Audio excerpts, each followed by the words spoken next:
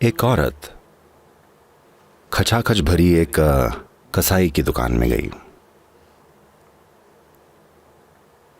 उसने वहां दर्जनों तैयार मुर्गे लटके हुए देखे। वो उनके पास गई, एक टांग उठाई और सूंघी, दूसरी टांग उठाई और सूंघी, एक पंख उठाया और सूंघा। कुछ ऐसे वो एक के बाद एक चिकन को परखने लगी।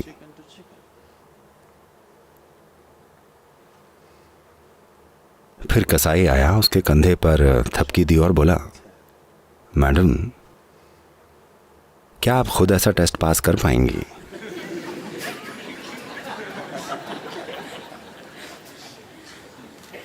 नहीं कर पाएंगी।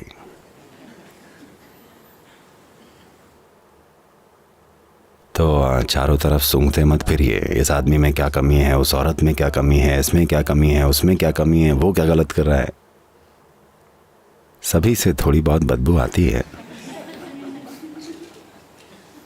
हाँ, हर पेड़, हर पौधे की जड़ें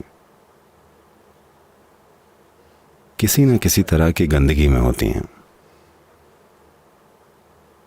सवाल बस ये है कि क्या वो खुशबू वाले फूल देता है? सवाल बस इतना ही है। अगर जड़ें बिल्कुल साफ होंगी तो उनसे कुछ भी बहुत बढ़िया चीज पैदा नहीं होगी। क्या हम रूपांतरण की प्रक्रिया से गुजर रहे हैं क्योंकि यही जीवन का स्वभाव है? क्या हम एक निरंतर रूपांतरण की प्रक्रिया हैं क्योंकि हर चीज है? धरती की हर दूसरी चीज लगातार रूपांतरण के प्रोसेस में है। क्या आप खुद एक रूपांतरण की प्रक्रिया हैं? ये एक बड़ा सवाल है। अगर इस सवाल के जवाब में आप एक बड़ी हाँ हैं तो बाकी कोई चीज मायने नहीं रखती। अगर आप एक ही जगह में अटके पड़े हैं, हर रोज किसी न किसी चीज में उलझे रहते हैं और खुद को धोखा देने वाले कारण ढूंढते रहते हैं कि आप क्यों अटके पड़े हैं, तब आपसे कोई उम्मीद नहीं बची है। आप इस धरती पर समय की बर्बादी हैं। जब मैं कहता हूं समय की बर्बादी, मेरा मतलब है जीवन की बर्बादी, क्योंकि आपका जीवन बस समय है। कोई और जीव जी लेता। एक भूले भटके इंसान से तो अच्छा होता कि एक टिड्डा खुशी खुशी उछल कूद लेता। हाँ या नहीं? आपसे 1,00,000 टिड्डे या तितलियां बनाए जा सकते थे आपके शरीर के वजन के हिसाब से। हाँ या नहीं? अगर आप दूसरे हर प्राणी से कुछ बेहतर नहीं कर पा रहे हैं तो जीवन सार्थक नहीं है, क्योंकि हमारा जीवन बहुत महंगा है। हाँ या नहीं? हम बहुत महंगे प्राणी हैं, हर मामले में महंगे। खाने के लिए, सोने के लिए, चलने के लिए हमें कितनी व्यवस्थाएं चाहिए होती हैं। हाँ या नहीं? चप्पल जूते से लेकर कपड़ों तक, इमारतों से लेकर कितनी व्यवस्थाएं चाहिए होती हैं। मुझे जंगल में कोई किचन नहीं दिखता और उन्हें भरपेट खाना मिलता है।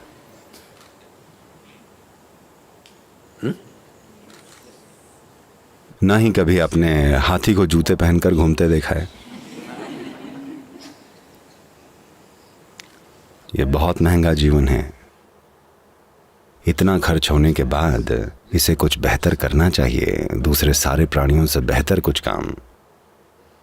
हमने एक प्रजाति के रूप में, मानव जाति के रूप में कई बुरी चीजें की हैं, कई अद्भुत चीजें भी की हैं, पर अपने हर बढ़िया काम के लिए हमारे पास दिखाने के लिए कम से कम एक बुरी चीज है, अगर और ज्यादा न भी हुई तो। आध्यात्मिक प्रोसेस का मतलब बस ये है कि आप हर रोज अपनी बुरी चीजों को घटाते जाएं। कोई बुरा विचार, कोई बुरी भावना, कोई बुरा शब्द, कोई बुरा काम हर रोज एक कम करते जाइए। आप 1-2 महीने में बहुत आगे बढ़ जाएंगे। क्या मैं आपको कम आंक रहा हूं? कि मुझे लगा आप में बस 30 बुरी चीजें हैं।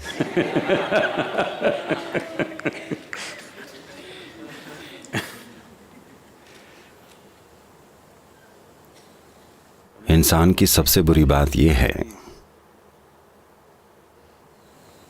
that कि they are so busy with their own stuff, they don't feel the pain and suffering and what other life is going through. वो अपनी ही चीजों में इतने बिजी हैं, उनको दूसरे प्राणियों का दर्द, उनकी तकलीफ और कुछ भी महसूस नहीं होती। संवेदनशील नहीं है। संवेदनशील न होना सबसे भयानक अपराध है, क्योंकि अगर हम संवेदनशील होते अहंकार के प्रति नहीं, जीवन के प्रति, अगर हम जीवन के प्रति संवेदनशील होते तो हर वो चीज जो हम कर पाते वो हम हमेशा करते।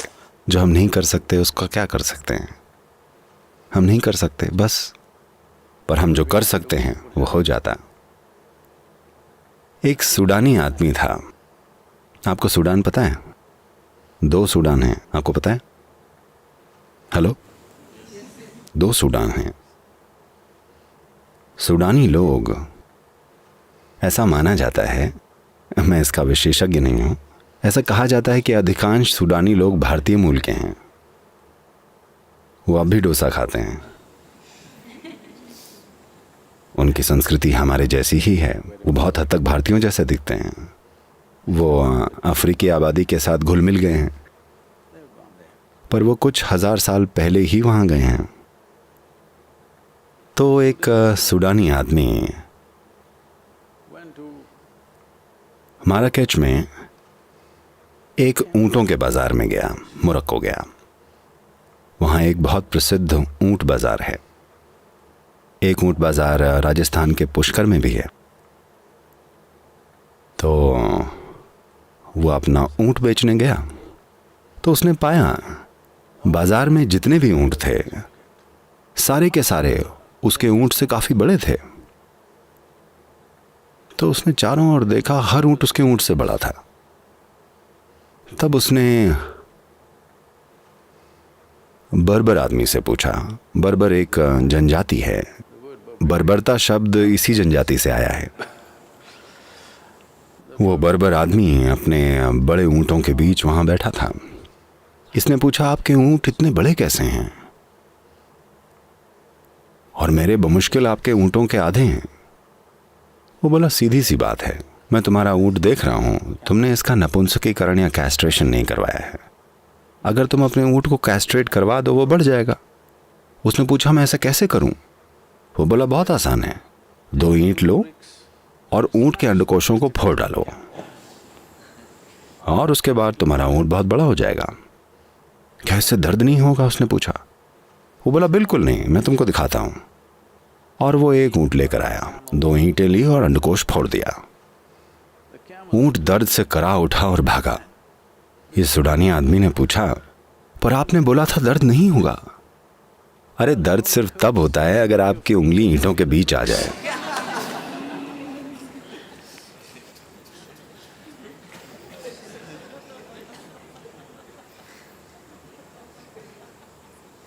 आपके साथ जो होता है उसको लेकर आप बड़े संवेदनशील होते हैं, पर बाकियों को जो होता है उसको लेकर न के बराबर संवेदनशील हैं।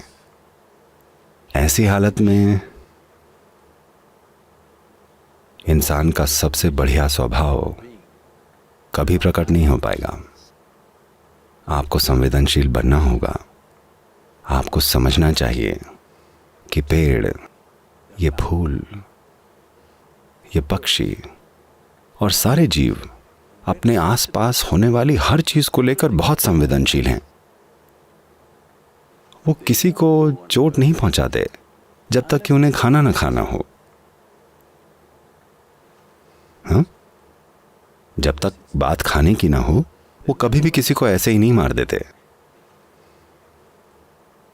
और वो बहुत संवेदनशील हैं, जीवन को लेकर सेंसिटिव। वैसे नहीं जैसे आप समझते हैं, वैसे भावनाओं के रूप में नहीं, बल्कि सीधा सीधा जीवन को लेकर संवेदनशील हैं। दर्शन के दौरान कभी इस पेड़ की डाली ने नीचे गिरकर आप में से किसी को भी नहीं मारा।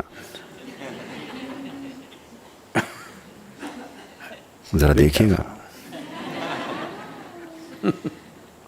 वो या तो भोजन के लिए या आत्मरक्षा के लिए मारते हैं, वरना कोई जानवर यूं ही नहीं मारता। तो इंसानों को दिखाना होगा कि हम थोड़े ज़्यादा विकसित हैं, है ना? हमें दूसरे ताकतवर प्राणियों के मुकाबले थोड़ा और विकास दिखाना होगा जो यहाँ मौजूद हैं। कम से कम हमारे सबसे करीबियों की तरह, है ना? हमारे सबसे करीबी रिश्तेदारों की तरह, कम से कम उतना तो।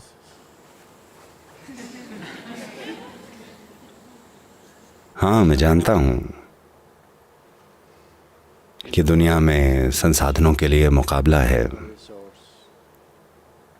हर चीज़ के लिए मुकाबला है, और यहाँ वहाँ थोड़ा टकराव ज़रूर होगा। मैं उन चीज़ों से अनजान नहीं हूँ, पर मैं चाहता हूँ कि आप कम से कम अपने भीतर होने वाले टकराव को ख़त्म कर दें। वैसे भी आपको उससे कुछ मिलता नहीं, ऐसा होता है कि नहीं? अपने आप हर मुर्गे को ऐसे सूंघ रहे हैं, पर आप उस टेस्ट में खुद पास नहीं होने वाले।